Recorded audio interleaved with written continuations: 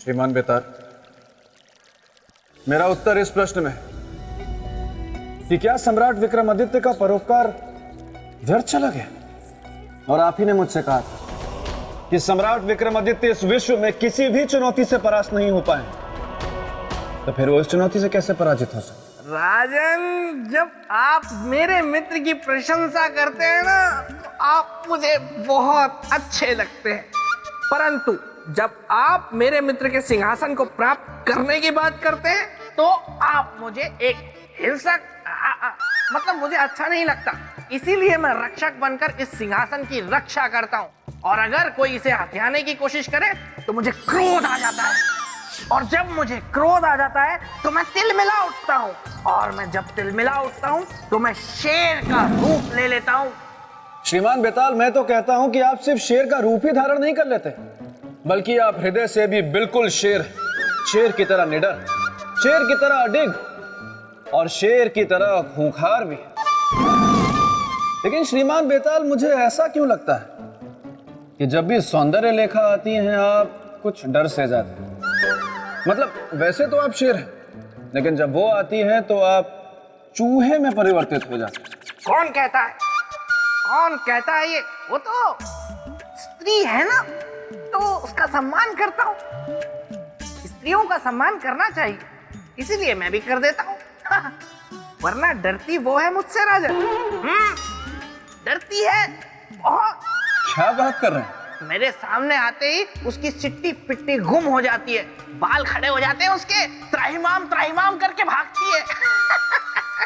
मतलब डरती आपसे वो है? सच में? हाँ। क्या बात है श्रीमान बेताल। निसंदेह। मैं तो ये कहूंगा कि आप पुरुष जाति के लिए एक उदाहरण है, बिल्कुल सशक्त उदाहरण। अच्छा श्रीमान बेताल, वैसे तो सौंदर्य लेखा किष्किंधा पर्वत में जाप के ले गई, लेकिन मान लीजिए कि यदि सौंदर्य लेखा इस समय ठीक आपके पीछे हो, तो आप क्या कहेंगे? क्या कहेंगे? मतलब शेर बने रहेंगे या फिर चूहे में परिवर्तित हो जाएंगे? राजन, आप बड़े मजाकिया हैं। पीछे क्या, वो अगर मेरे सामने होती तो सामने सामने बात होती, और अगर वो पीछे भी होती तो मैं पीछे घूमता और कहता। कहिए। क्या कहते हैं? मैं कहता कि सौंदर्य लेखा, मैं तो मजाक कर रहा था। अच्छा। श्रीमान बेताल, अरे श्रीमान बेताल, आप ठीक हैं? वैसे आपको देखकर मुझे इस बात का पूर्ण विश्वास हो गया कि सिर्फ मनुष्य नहीं, बेताल भी स्त्री के वश में ही रहते हैं। वैसे आप अभी ठीक तो हैं? मुझे क्या हुआ है? मैं बिल्कुल ठीक हूँ राजन। ये जो कुछ भी आपने देखा, ये मेरा स्त्री के प्रति सम्मान था। ऐसे में सम्मान करता हूँ स्त्रियों का। खैर आप ये सब छोड़िए, हम हमारी चर्चा को आगे बढ़ाते हैं। तो आप क्या बता रहे थे महारानी के बारे में? मैं ये कह रहा था श्रीमान बेताल कि सतीत्व स्त्री का एक ऐसा बल है जिसे कोई भी नहीं छल कर सकता, और देवी रागेश्वरी अपने पति से अत्यंत प्रेम करती थी, इसलिए वो कभी भी तक्षक के षड्यंत्र में शामिल नहीं हुई। तो फिर वो क्यों तक्षक का साथ दे रही थी? क्यों अपनी इच्छा से तक्षक से विवाह कर रही थी? क्या कारण था इसका? इसका कारण था सम्मोहन। तक्षक ने उन पर सम्मोहन कर दिया था, इसलिए उनके सोचने समझने की शक्ति क्षीण हो गई।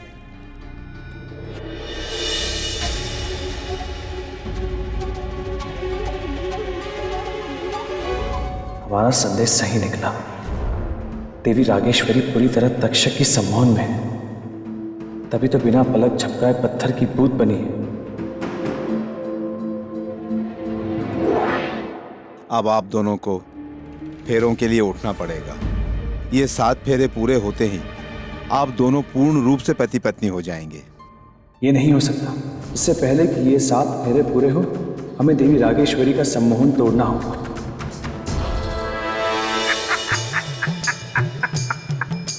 तो राजन, महारानी सम्मोहित हैं, ये बात तो मेरे मित्र को पता चल गई, लेकिन उस सम्मोहन को तोड़ना कैसे है, ये उन्हें कैसे पता लगा होगा, ये बताइए आप, वो भी अभी, तुरंत। श्रीमान बेताल, ये बात तो जन साधारण जानता है।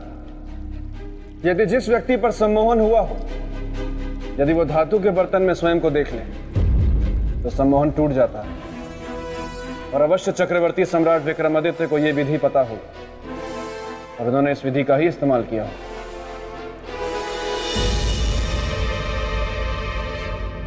अब आप लोग फेरे लेने के लिए खड़े हो जाइए।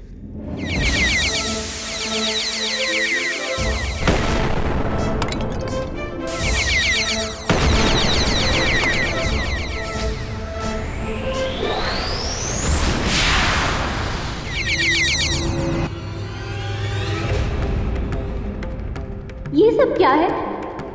मैं यहाँ कहाँ हूँ? क्या हो रहा है ये सब? कौन हो तुम? हम आपके होने वाले पति है देवी। बस एक बार फेरे हो जाए, फिर हम सदा सदा के लिए विवाह के बंधन में बंध जाएंगे। विवाह रचाने के बारे में सोच भी कैसे सकते हो? उस सुहागन से जिसकी मांग में पहले से ही उसके पति के नाम का सिंदूर चमक रहा है, जल जाएगा तू उसकी मांग के सिंदूर से, भस्म हो जाएगा तू। आज इस शुभ अवसर पर आप कैसी अशुभ बातें कर रही हैं देवी? चलिए हमारे साथ, फेरे लेने हैं। तक्षक, ये सब क्या है? ये इसका सत्य है नागराज। नामदेव से बदला लेने के लिए सबसे पहले उसका रूप धारण किया, ताकि महारानी रागेश्वरी को बंदी बनाकर उसका अपहरण कर सके और फिर उसे सम्मोहित करके उससे विवाह करना चाहा। यही उसके छल का प्रमाण है। आपने नागलोक को कलंकित होने से बचा लिया सम्राट, आपका बहुत बहुत आभार।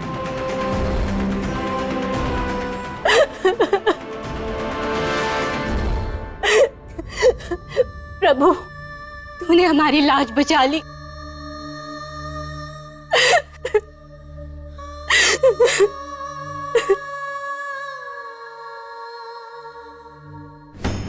तक्षक, कहां जा रहे हो तक्षक? रुको तक्षक, रुक जाओ तक्षक, रुको तक्षक।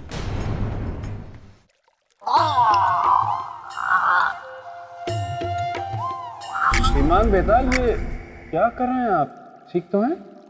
मैं बिल्कुल ठीक हूँ राजन। मैं तो अपने मित्र सम्राट विक्रमादित्य को नमन कर रहा हूँ। देखा आपने, उन्होंने सिर्फ नामदेव के प्राणों की रक्षा ही नहीं की, बल्कि सती के सतीत्व की भी रक्षा की। तो आप भी मेरे साथ बोलिए, सम्राट विक्रमादित्य की जय। महाज्ञानी महाप्रतापी विक्रमादित्य की जय। मेरे परम मित्र की जय। उनके सिंहासन की जय। और अब मेरे साथ बोलिए, मुझे बोलिए, मुझे मुझे सिंहासन सिंहासन चाहिए? चाहिए। बिल्कुल नहीं। बोलिए। श्रीमान बेताल, आप प्रणाम कर रहे हैं सम्राट विक्रमादित्य को, लेकिन मैं प्रणाम करता हूं आपकी चतुराई को। आपसे अधिक चतुर मैंने आज तक किसी को देखा ही नहीं। ठीक है, आपका प्रणाम मैंने स्वीकार कर लिया। अब मुझे ये बताइए राजन, कि राम के कुल का वंशज होते हुए भी, इंद्रदेव का परम मित्र होते हुए भी, तक्षक क्यों अधर्म के मार्ग पर चल पड़ा था? श्रीमान बेताल, कभी कभी मनुष्य के जीवन में एक ऐसी घटना घट जाती है जो उससे भूले नहीं भूलती, और ऐसी घटना मनुष्य के भीतर एक गांठ बन जाती है। और ऐसी ही एक घटना कारण थी तक्षक के अधर्म के मार्ग पर चलने की। महाभारत काल में जब पांडवों के लाक्षागृह में आग लग गई थी, तब उस आग के कारण पूरा जंगल जल उठा था। उस जंगल के जीव जंतुओं के साथ साथ उसमें तक्षक की मां की भी मृत्यु हो गई, और उसकी मां की इसी मृत्यु ने उसे मनुष्यों का घोर विरोधी बना दिया था। ज्ञान तो है आप में। धन्यवाद। परंतु मेरे जितना नहीं है। राजन देखिए, पाप का घड़ा एक न एक दिन भरता है और फूटता भी है। उसी तरह तक्षक के पापों का घड़ा भर चुका था। तक्षक, तुमने घोर अपराध किया है। तुम दंड के भागी हो। नागराज, तक्षक का अपराध क्षमा के योग्य नहीं है। महारानी रागेश्वरी के साथ इसने छल किया है। सम्राट विक्रमादित्य, आपका न्याय तीनों लोकों में सर्वश्रेष्ठ है, इसलिए इस विश्वासघाती का न्याय भी आप ही करें। तो ये तुच्छ मानव करेगा तक्षक का न्याय, जो इस तक्षक के सामने एक कण के बराबर भी नहीं है। विक्रमादित्य, तुम मरने के लिए तैयार हो जा। कौन मरेगा और कौन मारेगा तक्षक, ये समय पे छोड़ दो। जा, छोड़ दिया निर्णय समय पर। आ, युद्ध कर मुझसे। यदि तुझे न्याय प्रिय है तो कर स्वीकार चुनौती।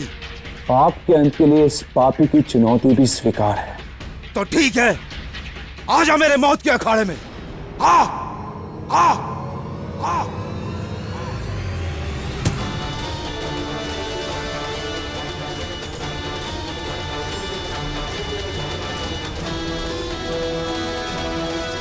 विक्रमादित्य, तूने बहुत बड़ी गलती की है जो मेरी चुनौती को स्वीकार किया है।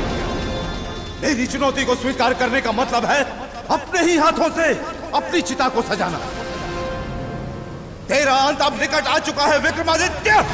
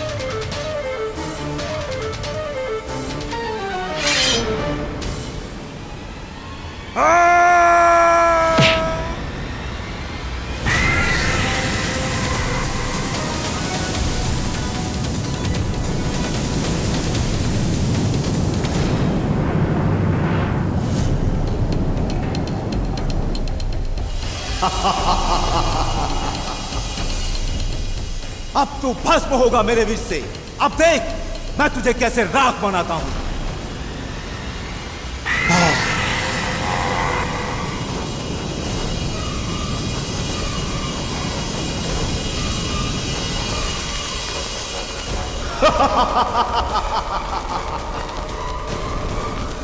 तू तक्षक को दंडित करने चला था, उस तक्षक को जो मनुष्यों का साक्षात काल है। विक्रमादित्य के साथ साथ पूरी मनुष्य जाति भी यह सुन ले कि तक्षक को कोई भी दंडित नहीं कर सकता है, कोई भी नहीं और कभी भी नहीं।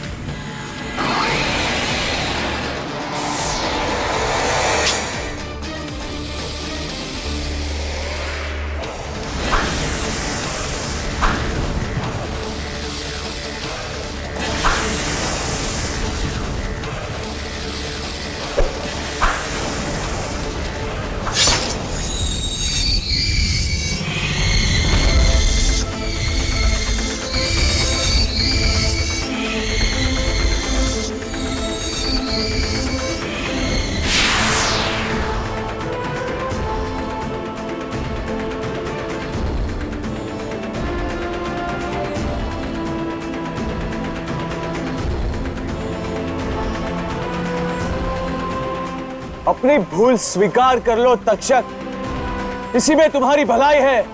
विक्रमादित्य, तुम मेरी भलाई के बारे में नहीं, अपनी भलाई के बारे में सोचो,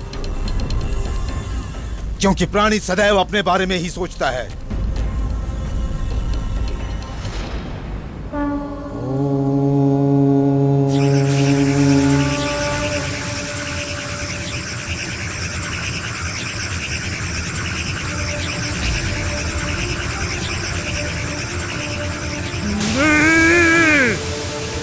ऐसा नहीं हो सकता। मुझे कोई मानव कभी पराजित नहीं कर सकता। तुम्हारी इस पराजय का मूल कारण तुम्हारा पाप है तक्षक, क्योंकि तुम्हारे पाप का घड़ा भर चुका है। तक्षक, तुमने हमेशा मनुष्यों के साथ छल किया है, उन्हें कष्ट दिया है, इसीलिए तुम्हारा न्याय भी एक मनुष्य ही करेगा।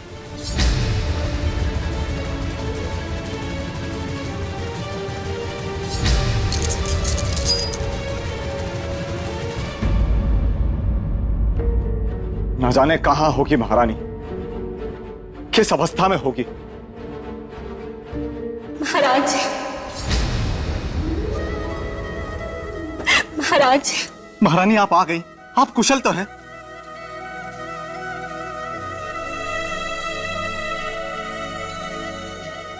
सम्राट, आप शुभ समय पर आए।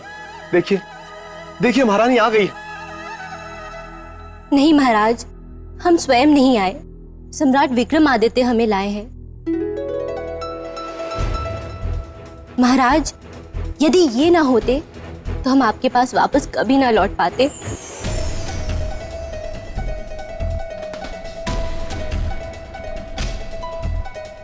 धन्यवाद सम्राट, मैं तो आपके उपकार के सामने बोना हो गया। आपने तो मुझे अपना ऋणी बना दिया। नहीं महाराज, मनुष्य कभी मनुष्य का ऋणी नहीं होता। अगर आपको ऋणी होना है तो उस परमपिता परमात्मा का होना चाहिए जिसने हमसे ये उपकार करवाया, आपके इस धूमिल संसार को हरा भरा बनाने के लिए हमारा सहयोग किया और इस कर्तव्य का पालन करने की शक्ति दी हमें। किंतु ये सब हुआ कैसे? किसने किया ये सब? महाराज, ये सब इसने किया है महाराज। हाँ महाराज।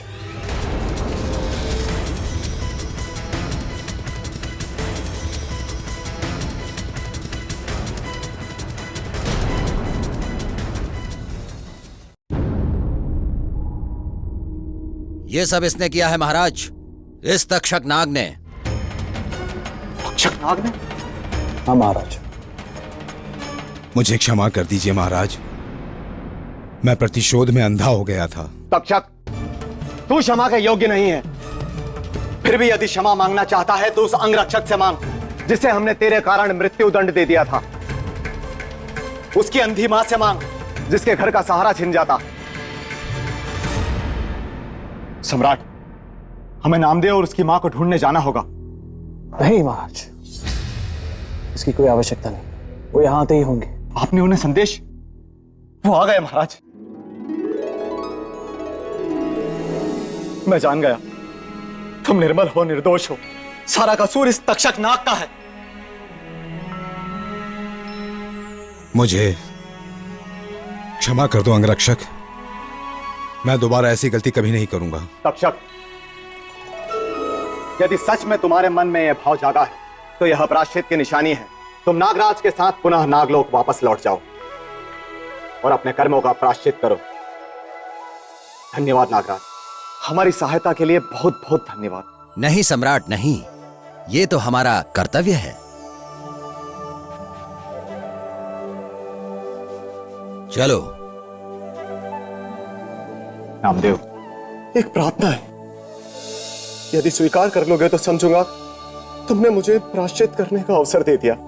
आप महाराज आदेश कीजिए। नामदेव, विश्वास पात्रता की कोई कीमत, कोई इनाम नहीं होता, परंतु उपहार स्वरूप हम चाहते हैं तुम अपनी मां के साथ हमारे पास रहो। जो आज्ञा महाराज। सम्राट विक्रमादित्य, मैं आपका हृदय से आभारी हूं। आपने मेरी पत्नी के साथ साथ मुझे भी अन्याय करने से बचा लिया।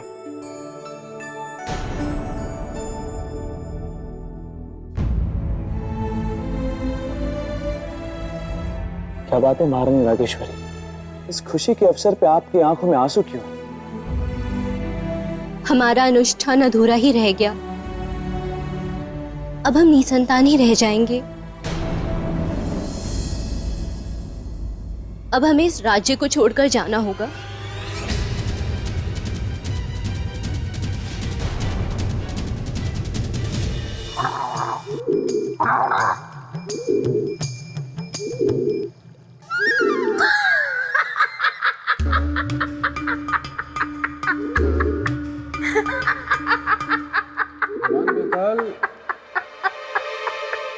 चौंकिए मत राजन, मुझे पशु पक्षियों की, हाँ ठीक है, भाषाएं भी आती है। मैं इनसे बात कर सकता हूँ। वाह श्रीमान बेताल वाह, आपकी महिमा देखकर दिन प्रतिदिन मेरे हृदय में आपका स्थान और ऊंचा होता जा रहा है। आप महान हैं। वो तो मैं हूं ही, लेकिन राजन क्या आप जानना नहीं चाहेंगे कि मैंने इस कबूतर से क्या कहा और फिर इसने मुझसे ऐसा क्या कह दिया कि मुझे इतनी जोर से हंसी आ गई? अवश्य जानना चाहूंगा। तो सुनिए, मैंने इस कबूतर से कहा कि कबूतर जरा मुझे बताओ कि क्या मेरे मित्र के सिंहासन पर राजा भोज बैठने योग्य है कि नहीं? तो पता है इसने क्या कहा? क्या कहा? इसने मुझसे कहा कि श्रीमान बेताल, ये तो आप वैसा ही प्रश्न कर रहे हैं कि जैसे आप पूछ रहे हो कि क्या एक छोटी सी डिबिया में बड़ा सा हाथी फैलकर सो सकता है या नहीं। देखा राजन, मतलब इस कबूतर ने भी कह दिया कि आप मेरे मित्र के सिंहासन के लायक नहीं। श्रीमान बेताल, मैं आगे की कथा सुनना चाहूंगा। मुझे पता था आप यही कहेंगे, हट करेंगे, मानेंगे नहीं। सुनिए आगे की कथा। हमें क्षमा करना कालदेव। यदि संसार के हित से बंधे नहीं होते तो आपके साथ ऐसा कभी नहीं करते।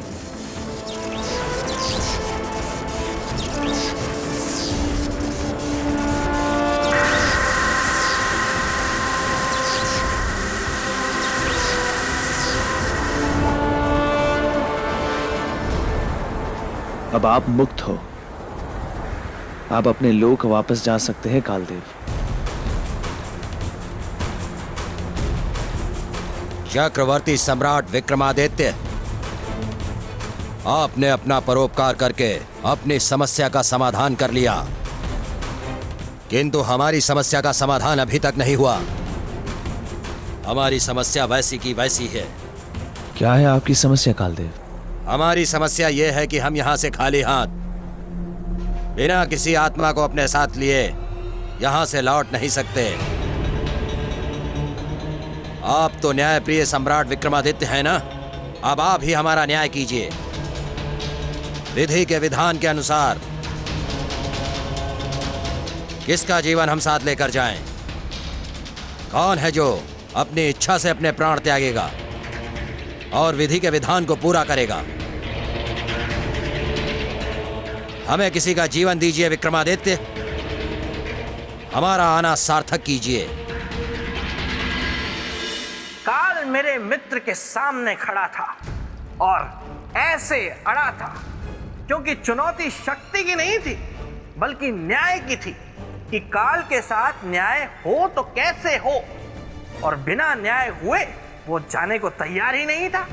और यह अटूट सत्य है, था और रहेगा कि काल एक बार आ गया तो बिना प्राण लिए वापस नहीं लौट सकता। सम्राट, क्या सोचा आपने? क्या है मेरा न्याय? शीघ्र बताओ, क्योंकि जब तक आप न्याय नहीं करेंगे मैं यहां से नहीं जाऊंगा, और जब तक मैं यहां से नहीं जाऊंगा विधि की व्यवस्था और समय का चक्कर रुका रहेगा, और इस व्यवस्था को बाधित करने के उत्तरदायी होंगे आप, हमारे कारण ना तो विधि की व्यवस्था में बाधा आएगी और ना ही समय का चक्र रुकेगा। तो शीघ्र बताइए। आपको केवल एक ही आत्मा चाहिए ना, फिर वो चाहे किसी की भी हो। भेद केवल देह में होता है, आत्मा तो सबकी एक जैसी होती है। आप यमलोक चलने की तैयारी कीजिए कालदेव। किंतु वो जीव कहाँ है जिसकी आत्मा मैं अपने साथ लेकर जाऊंगा? वो जीव आपके सामने खड़ा है क्या आप? हाँ कालदेव, आप हमारे शरीर से हमारी आत्मा को निकाल दीजिए। नहीं नहीं, मैं ये नहीं कर सकता सम्राट। मैं आपके प्राण नहीं ले सकता सम्राट। किंतु क्यों? आपको तो केवल एक आत्मा ही चाहिए ना।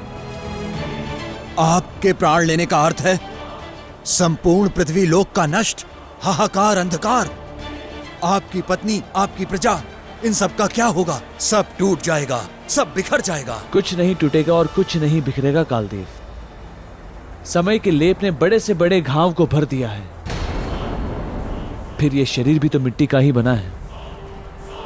इस शरीर को भी एक न एक दिन मिट्टी में ही तो मिल जाना है। तो फिर ये आज ही क्यों नहीं कालदेव? ठीक है, मुझे न्यायप्रिय, परोपकारी चक्रवर्ती सम्राट विक्रमादित्य का न्याय स्वीकार है।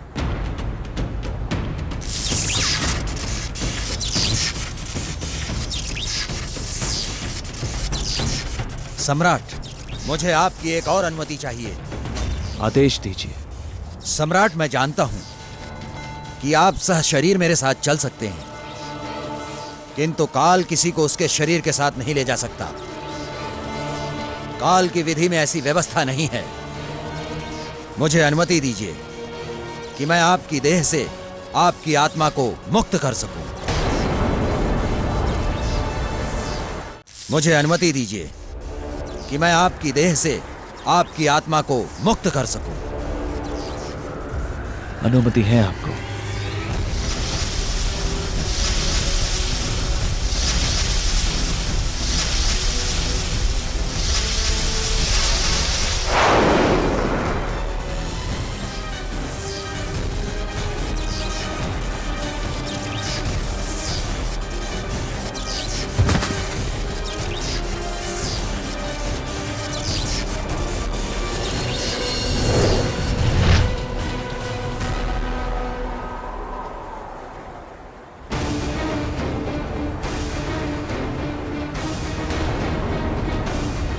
सम्राट विक्रमादित्य, धरती लोक की आपकी यात्रा समाप्त हुई।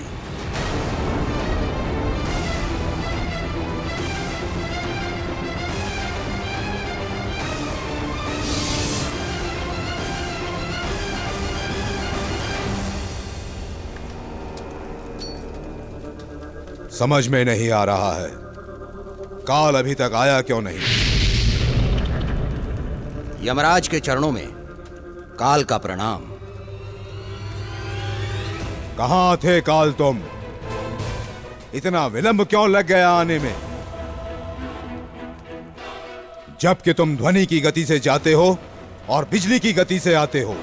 महाराज, पृथ्वी लोक में एक सत्य पुरुष ने मुझे रोक लिया था। उसने मुझे बंदी बना लिया। परिणाम स्वरूप जिसको मुझे लाना था उसके स्थान पर किसी और को लाना पड़ा। किसे लेकर आए हो?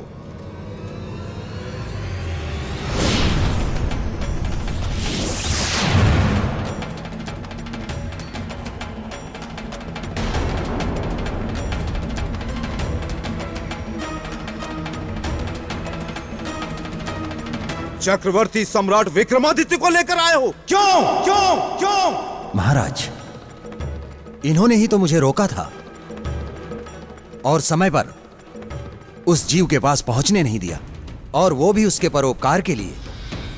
इन्होंने मुझे रोककर जीव की रक्षा की है। ऐसी परिस्थिति में मैं क्या करता महाराज? तो ले आया इन्हें।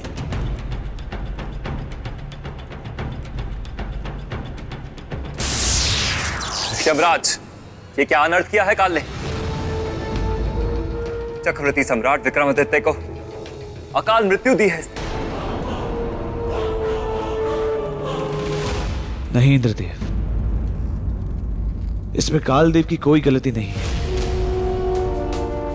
हमने अपनी स्वेच्छा से अपने प्राण त्याग किए हैं। सम्राट, आपकी इच्छा आपकी मृत्यु पर नहीं है, आपकी इच्छा केवल आपके जीवन पर है। और अभी आपको जीना है, संसार को आपकी आवश्यकता है, इसलिए आप अपनी स्वेच्छा से मृत्यु का वरण नहीं कर सकते। यमराज, सम्राट के प्राण लौटा दीजिए। किंतु अब यह संभव नहीं है इंद्रदेव। क्यों संभव नहीं है? क्योंकि जिस नामदेव की मृत्यु निश्चित थी, वह मृत्यु के बाद महाराज रुद्र प्रताप के यहां पुत्र रूप में जन्म लेने वाला था। किंतु सम्राट ने उसकी मृत्यु को रोककर जीवन चक्र के उस मार्ग को बंद कर दिया।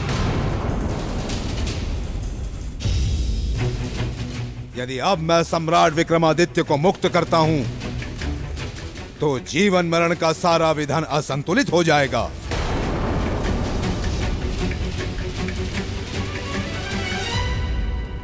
उस भूल, इस असंतुलन को सुधारने का कोई उपाय? एक उपाय है, एक उपाय है। वह क्या? यदि सम्राट विक्रमादित्य राजा रुद्र प्रताप के जीवन में अपने कर्म पुण्य से संतान की व्यवस्था कर दें। यदि सम्राट ने ऐसा किया तो आप इन्हें इनके प्राण लौटा देंगे? अवश्य।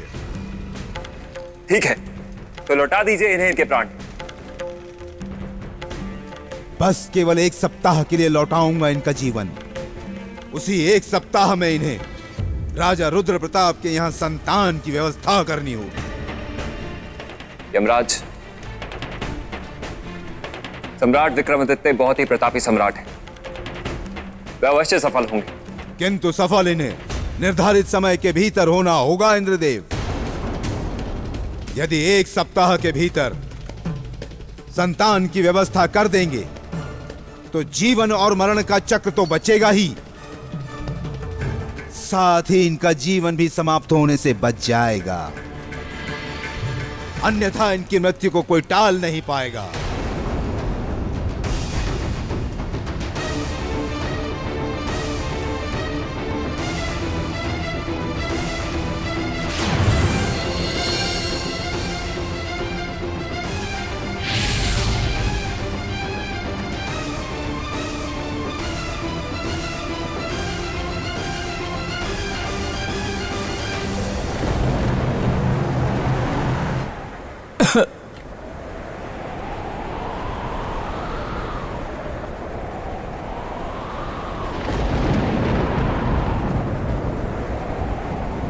कुछ ऐसा उपाय कीजिए कि जन्म और मृत्यु दोनों की ही व्यवस्था खंडित ना हो।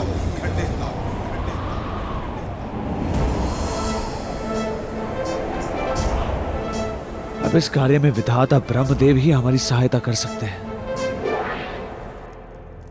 ओम ब्रह्मदेवाय नमः। ओम ब्रह्मदेवाय नमः। ओम ब्रह्मदेवाय नमः।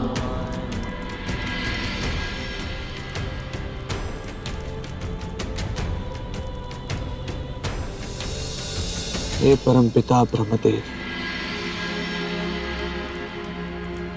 हमें दर्शन दीजिए। हम गंभीर समस्या के दलदल में धंसे हुए हैं, हमारा मार्गदर्शन कीजिए।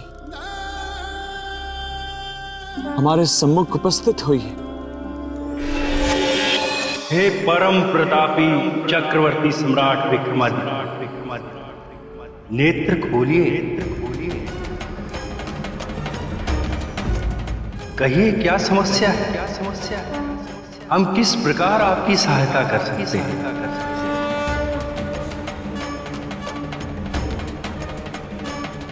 ब्रह्मदेव, हम जिस संकट में घिरे हुए हैं, उस संकट से उभरने का मार्ग बताइए। हम तो अपनी जान देकर भी उबर नहीं पाए। आप ही एक सहारा है विधाता। बताइए क्या संकट? संकट है नामदेव नामक व्यक्ति की जीवन की रक्षा करके महाराज रुद्र प्रताप और महारानी रागेश्वरी की संतान प्राप्ति का मार्ग बंद कर देना। हम उनके संतान प्राप्ति का मार्ग जानना चाहते हैं ब्रह्मदेव। मार्ग तो है सम्राट, किंतु सरल नहीं है, इसका पथिक अकेला नहीं होता। आप मार्ग बताइए ब्रह्मदेव। मार्ग को सरल बनाना व्यक्ति के हाथों में होता है। वो है संतान दान का मार्ग। यदि कोई अपने भाग्य की संतान उस दंपत्ति को दान कर दे तो उनके यहाँ संतान का जन्म हो सकता है। किंतु कोई और क्यों? हम अपनी संतान दान कर देंगे उन्हें। अब हमारी संतान उन्हें दे दीजिए ब्रह्मदेव। इसके लिए आपको अपनी पत्नी से सहमति लेनी होगी। हम अपनी पत्नी को जानते हैं ब्रह्मदेव, वो मना नहीं करेगी। फिर भी वो एक स्त्री है और स्त्री को संतान का मोह अधिक होता है। हम उन्हें मना लेंगे ब्रह्मदेव। और ये भी जान लीजिए कि आपके भाग्य में केवल एक ही संतान है।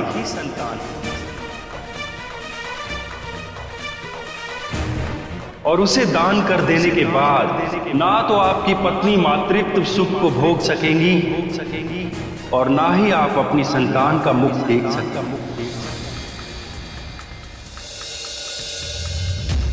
अभी निर्णय आपको करना है।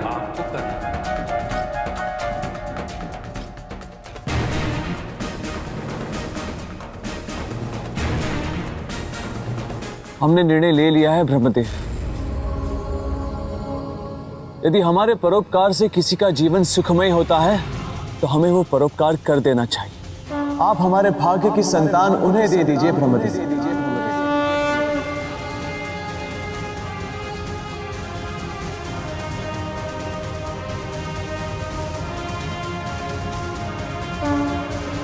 तथास्तु।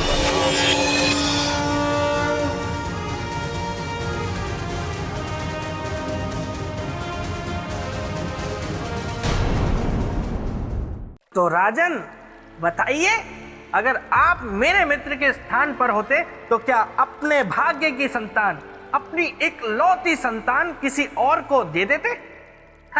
बताइए उत्तर दीजिए राजन। अच्छा ऐसा कीजिए, वो वहां दूर वृक्ष देख रहे हैं, उसकी उस डाल को मैं छू कर वापस आऊंगा और उसके ऊपर लगे पुष्प को चूम कर वापस आऊंगा। तब तक आपको उत्तर देना है, ठीक है? और अगर आप उत्तर नहीं दे पाए तो फिर आप सिंहासन को भूल जाएंगे, ठीक है? तो चलिए मैं ये चला।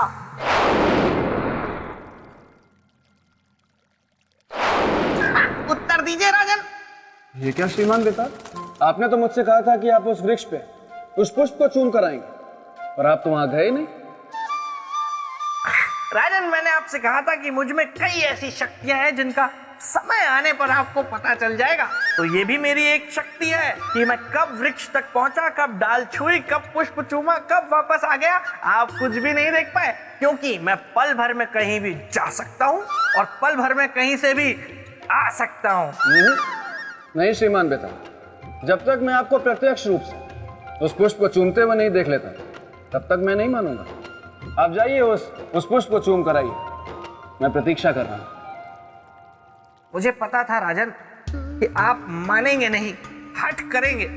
छोड़िए, खैर जाने दीजिए, आप आगे की कथा सुन लीजिए, क्योंकि आपकी असली परीक्षा अभी बाकी है।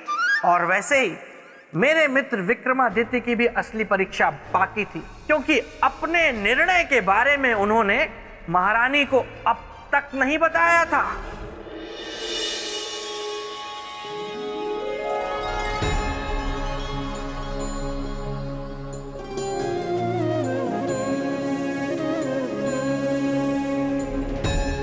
सम्राट, इस बार आपने बहुत लंबी प्रतीक्षा करवा दी। किसकी परीक्षा ले रहे थे? हमारे धैर्य की या फिर उस बैरन प्रतीक्षा की जो बार बार हमारे मन को बुरी आशंकाओं से भर देती थी? महारानी चित्रलेखा, जब तक आप हमारी सांसों में हैं, हमें एक खरोच भी नहीं आ सकती।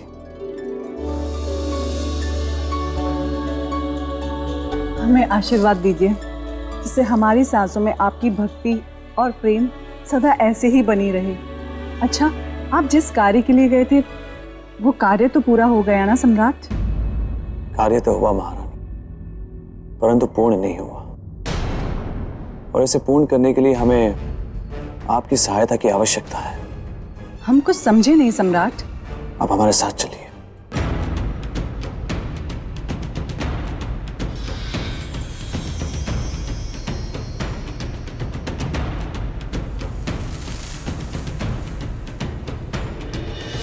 सारी समस्या में से केवल एक समस्या अनसुलझी रह गई। कौन सी समस्या सम्राट? पुत्र प्राप्ति के लिए महारानी रागेश्वरी ने व्रत रखा था, उनका वो व्रत अधूरा रह गया, वो मात्र सुख से वंचित हो गई।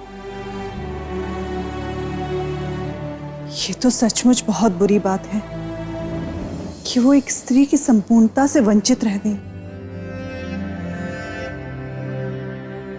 किंतु आप दुखी ना हो सम्राट, क्योंकि संतान का पाना या ना पाना ये तो भाग्य की बात है, और फिर आप किसी के भाग्य को तो नहीं बदल सकते ना सम्राट।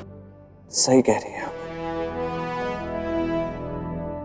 हम अकेले नहीं कर सकते, परंतु हम मिलकर एक मत होकर अवश्य कर सकते हैं महाराज। परंतु कैसे सम्राट? यदि हम अपने भाग्य की संतान उन्हें दान कर दें, भाग्य की संतान उन्हें दान कर दें, की संतान उन्हें दान कर दें, की संतान उन्हें दान कर दें, की संतान उन्हें दान कर दें। हमने तो निर्णय भी ले लिया है कि हमारे भाग्य की संतान महाराज रुद्र प्रताप के महल में ही जन्म लेगी। हमने सही निर्णय लिया ना महारानी? महल में सम्राट को इस समय प्रवेश नहीं करना चाहिए था। यह घड़ी बहुत ही अशुभ है। ऐसा नहीं कि हम कठोर हैं और आपकी भावनाओं को समझ नहीं पा रहे। तो फिर आप ही बताइए ना कि हम अपना सौभाग्य कैसे किसी को दान कर दें? इसलिए क्योंकि जीवन का सच्चा सुख परोपकार में, कुल का सम्मानित रथ संतान से नहीं धर्म से आगे बढ़ता है। इसलिए महाराज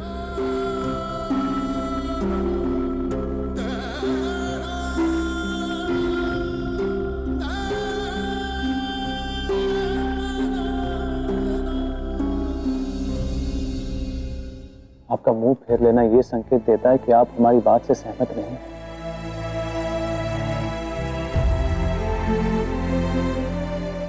ठीक है, कोई बात नहीं। आप अपना निर्णय लेने के लिए स्वयं स्वतंत्र हैं। हम आप पे कोई दबाव नहीं डालते, परंतु एक विनती है आपसे महाराज। यदि ये विनती संतान दान से संबंधित है तो एक माँ ये विनती सुने बिना उसे ठुकराती है।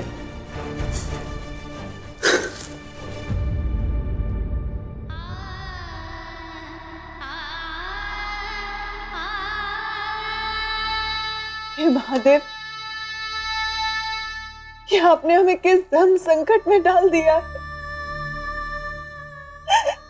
एक और पत्नी धर्म, दूसरी तरफ स्त्री धर्म, और तीसरी तरफ मातृ धर्म।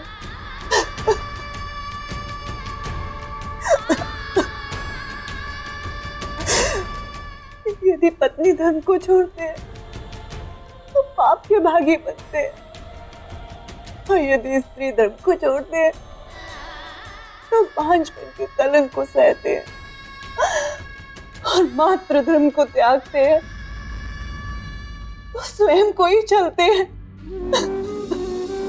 हे महादेव, ये कैसी विडंबना है?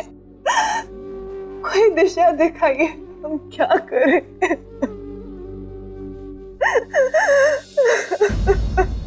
आंसू पोछिए महाराज चित्रलेखा। आपकी आंखों में आंसू अच्छे नहीं लगते।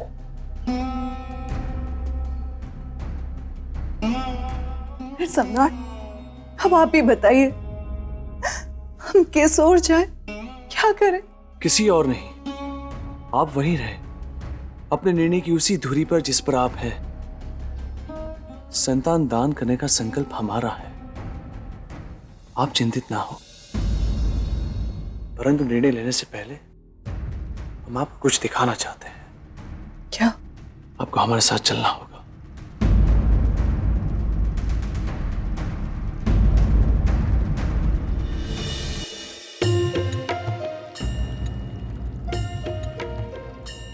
राजन, जरा इधर आइए। यहाँ आइए। इधर? जी हाँ।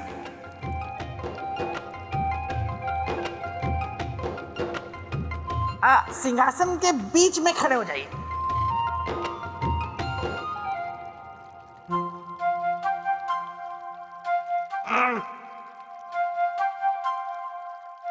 थोड़ा इस तरफ जाइए।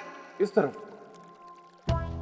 श्रीमान बेताल, मेरे तो कुछ समझ में नहीं आ रहा कि आप। इधर आइए, इधर आइए, इधर आइए। श्रीमान बेताल, ये आप कर क्या रहे हैं? देख रहा हूं कि मेरे मित्र के सिंहासन के नजदीक खड़े होकर आप कैसे दिखाई पड़ते हैं। जच रहा हूं ना? बिल्कुल भी नहीं। राजन, आप जब मेरे मित्र के सिंहासन के समीप खड़े होकर अच्छे नहीं लग रहे, तो इस पर बैठकर कैसे लगेंगे? तो आप मान लीजिए कि ये सिंहासन आप पर और आप इस सिंहासन पर शोभा नहीं देंगे। श्रीमान बेताल, यदि आपका मनोरंजन हो गया हो तो आगे की कथा सुनो। मुझे पता था आप नहीं मानेंगे, हट करेंगे आप। ठीक है, सुनिए आगे की कथा। प्रिय प्रजाजनों, हम जानते हैं कि हमारे बीच से किसी का भी जाना दुखदाई होता है, परंतु भाग्य और विधि के विधान को कोई नहीं बदल सकता।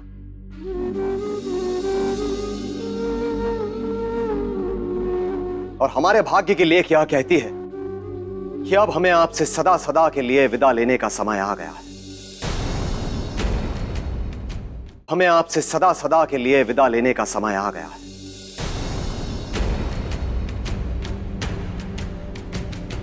हे धर्मसभा के ऋषियों, हमने यह विचार कर लिया है कि अब इस पापमय जीवन को जीने का हमें कोई अधिकार नहीं। इसलिए आज रात्रि के शुभ पहर में हम दोनों ने जल समाधि लेने का निर्णय किया। नहीं महाराज, नहीं, आप ऐसा निर्णय नहीं ले सकते। आप हमें अनाथ करके नहीं जा सकते महाराज।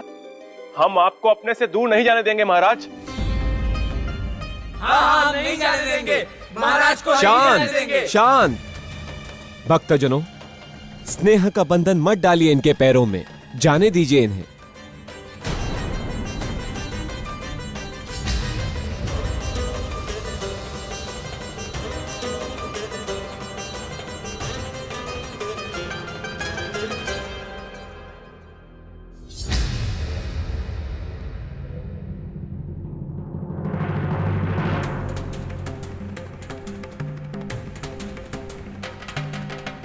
रुकिए महारानी,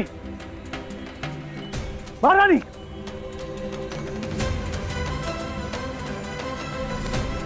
कहां जा रही है?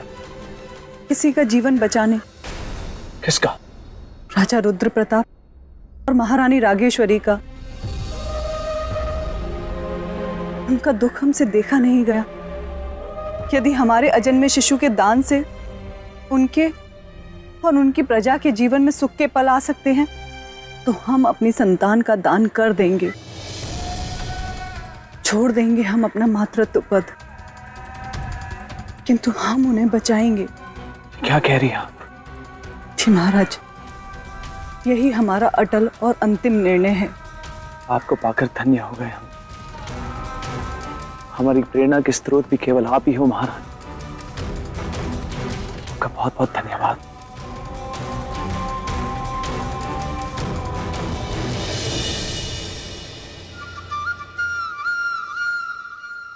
क्या हुआ राजन, किन विचारों में खो गए आप? सोच रहा हूं कि महारानी चित्रलेखा ने कितना बड़ा त्याग किया था।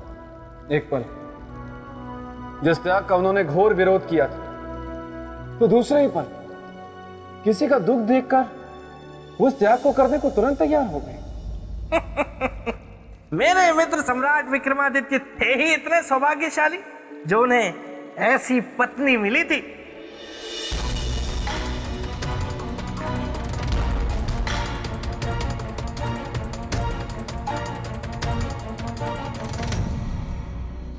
हे परमपिता परमेश्वर, हम सच्चे मन से आपकी प्रार्थना करते हैं कि हमारे भाग्य का संतान सुख महाराज रुद्र प्रताप और महारानी रागेश्वरी के भाग्य का संतान सुख बना दीजिए। कृपा करें हम पे।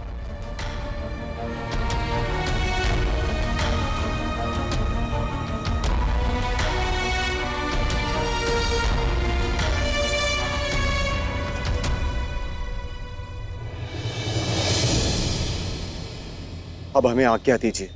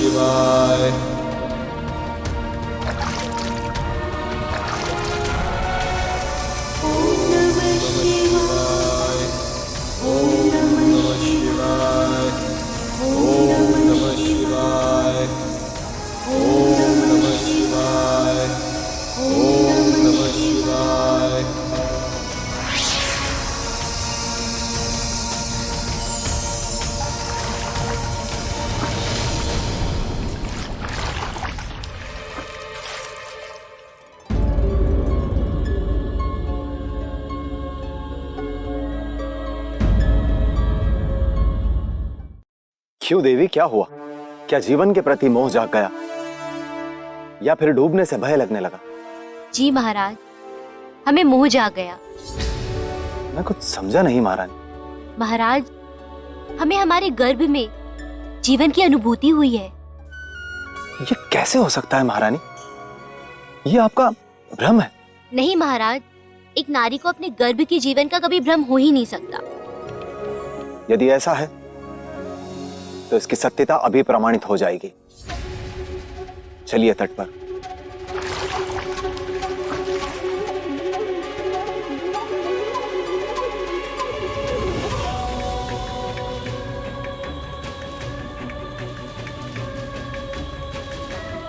ऋषिवर, महारानी अभी अभी भ्रम का शिकार हुई है। तनिक इनकी नाड़ी तो देखिए।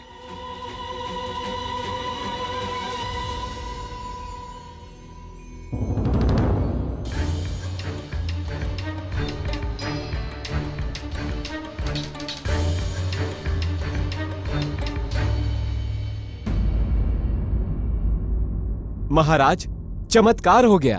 महारानी के जीवन के साथ एक और जीवन जुड़ चुका है। ये आप क्या कह रहे हैं ऋषिवर? सत्य कह रहा हूं महाराज। महाराज रुद्र प्रताप की जय। महाराज रुद्र प्रताप की जय। हे प्रभु, आपने हम पर बहुत बड़ा उपकार किया। आपकी बहुत बड़ी कृपा।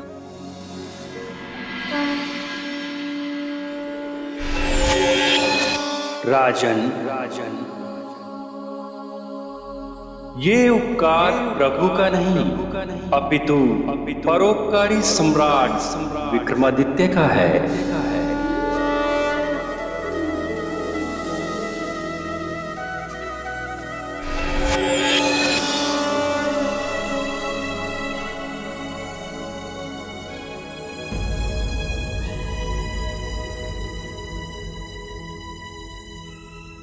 महारानी चित्रलेखा, आपने जो कार्य किया इसे संसार हमेशा याद रखेगा।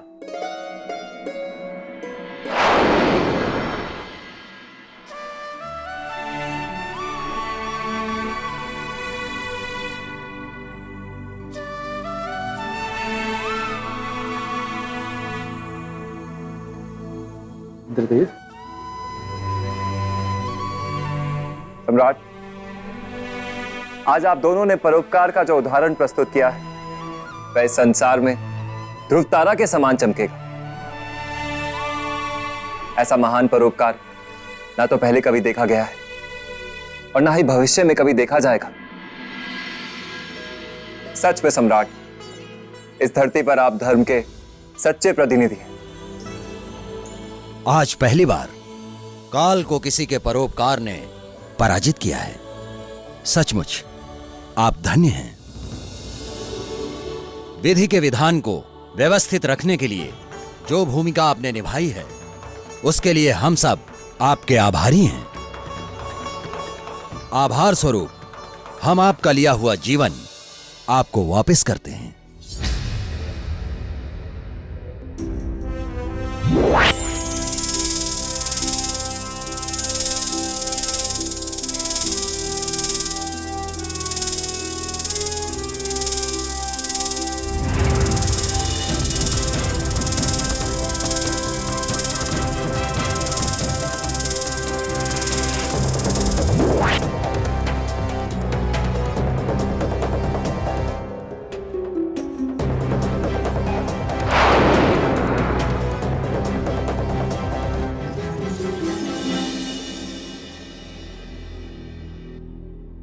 सम्राट, क्या जो हमने काल के मुख से सुना वो सच है? हाँ देवी। आपने हमसे इतनी बड़ी बात छुपाई। यदि आज हम परोपकार नहीं करते तो हम तो अपना सब कुछ खो बैठते। आपने हमसे ये सच क्यों छुपाया? क्यों नहीं बताई आपने हमें ये बात? वो इसलिए क्योंकि हम चाहते थे कि इस दान का निर्णय आप अपनी स्वेच्छा और परोपकार के भाव से करें, ना कि हमारे कहने या हमारे दबाव से। और आपने हमारी मन की बात भी सुन ली महाराज। परोपकार की शक्ति से परिचित करवाने के लिए आपका बहुत बहुत धन्यवाद सम्राट। सच्चे मन से किया गया परोपकार कभी व्यर्थ नहीं होता महाराज।